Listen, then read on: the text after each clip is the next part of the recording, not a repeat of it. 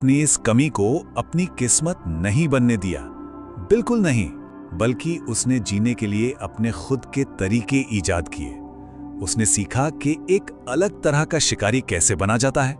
देखिए, एक आम बाघ कैसे शिकार करता है। वो अपनी रफ्तार और जबरदस्त ताकत का इस्तेमाल करता है, लेकिन लंगड़ी के पास ये एडवांटेज था ही नहीं। तो उसने क्या किया? उसने अपनी रणनीति ही बदल डाली। उसने ताकत की जगह दिमाग का इस्तेमाल करना शुरू किया। वो घात लगाकर हमला करने में माहिर हो गई।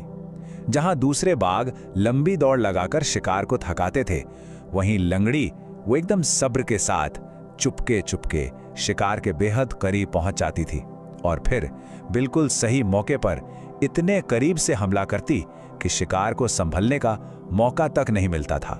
और कमाल की बात यह है कि उसकी ये तरकीब पूरी तरह से काम कर गई।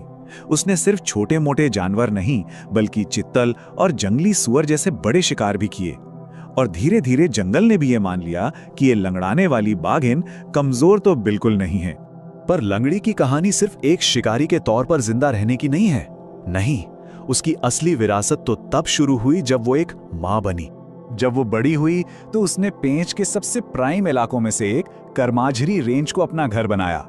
ये एक ऐसा इलाका था जहां शिकार और पानी की कोई कमी नहीं थी, और लंगड़ी ने सालों साल दूसरे बाघों से अपने इस राज्य की हिफाजत की।